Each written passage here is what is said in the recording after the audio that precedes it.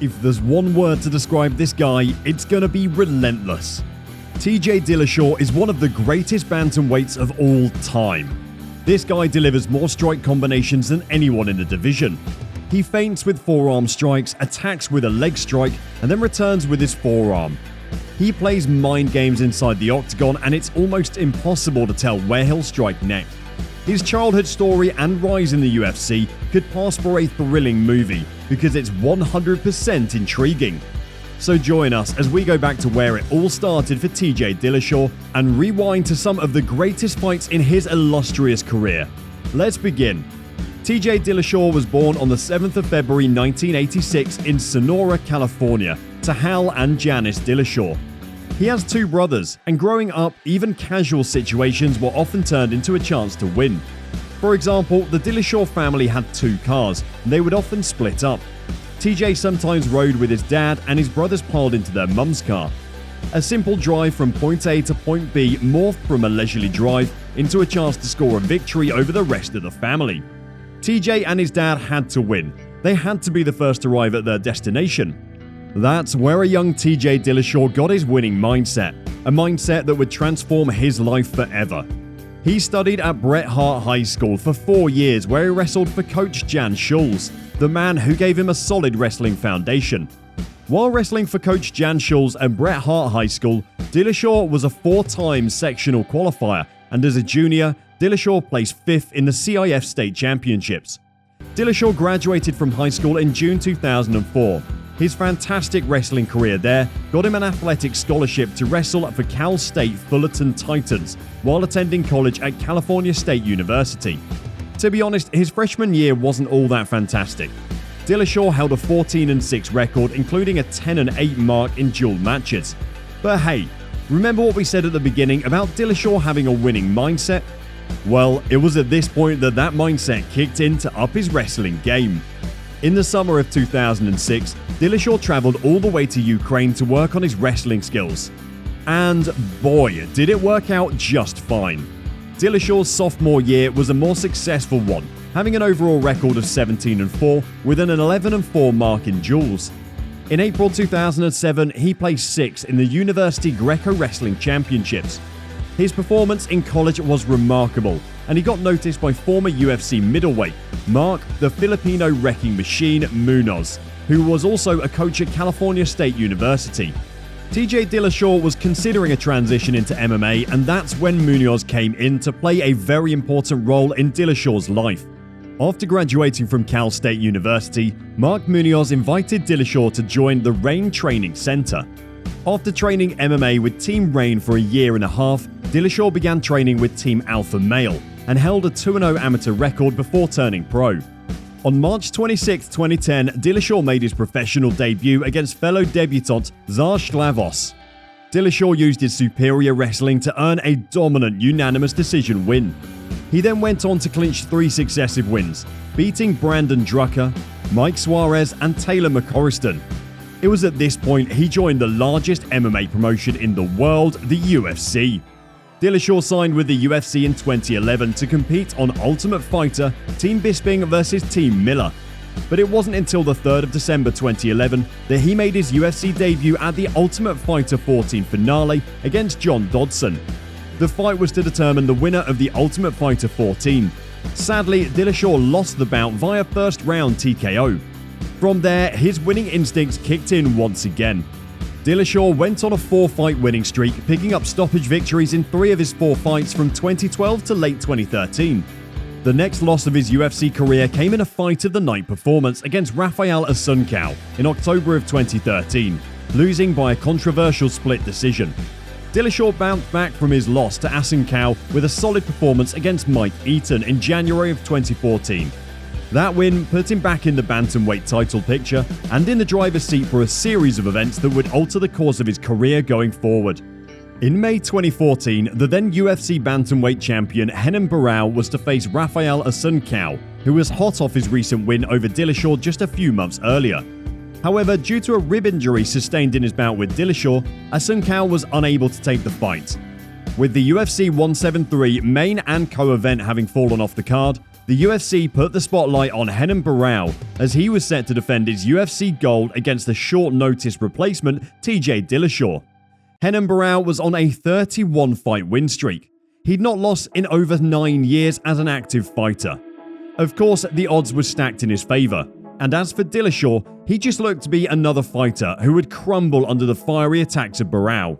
But that was far from what went down. The fight wasn't even close. Dillashaw looked the stronger fighter right out of the gate and was in control for almost the entire fight. While Barão landed a few shots, he never could find any consistency. After almost going the distance, Dillashaw pulled out one more trick from his bag to win the fight. Dillashaw saw an opening and didn't waste his opportunity to hit Barão with a huge head kick that clearly hurt the former champion. There was blood in the water and Dillashaw followed it up with a barrage of punches that forced the referee to stop the fight. In what was called the upset fight of the year, TJ Dillashaw ended Barão's streak and became the new UFC bantamweight champion. But the true test of Dillashaw's power came a year later in his rematch against Renan Barão. The only difference is that this time he wasn't the underdog of the fight. The rematch took place at UFC on Fox 16 on July 25, 2015. Right from the start, Dillashaw was going all in with his strikes, looking like he could go 10 rounds. Only it didn't take 10 rounds. It didn't even take 5, and Barão barely survived the 3rd round. Coming into the 4th round, Dillashaw quickly backed the exhausted and battered Barão against the octagon. From there, it was over, as Dillashaw threw relentless straight punches until Barão nearly crumbled. He was saved by referee Herb Dean, who stepped in to end the fight. TJ Dillashaw proved yet again that he was a force of destruction to reckon with, and there was no stopping him. His next title defense was against another legend in the bantamweight division, Dominick Cruz. It was a battle of 2 eras, ego and style. The drama started before the fight even began, when the 2 fighters did not touch gloves. During the fight, they exchanged blows in the opening minutes that could have sent any ordinary man lifeless to the ground. But they were no ordinary men. They were trained fighters. Dillashaw, known as a devastating kickboxer coming into the fight, repeatedly went for the head kick in the 1st round. However, he failed to land any crushing blows, and Cruz, who consistently darts in and out with speed and the ability to throw strikes in rapid succession, landed an early hit. The fight went the distance, but the final 30 seconds brought the most electrifying moment as both men swung hard punches, not caring if they took 10 in return. The entire crowd came to their feet, but sadly there was nothing to separate them. In the end, the judges scored the contest in favour of Cruz, leaving Dillashaw with a loss. The win was controversial, with many MMA outlets scoring the contest differently. However, for his next fight, he was slated to rematch Rafael Assunção.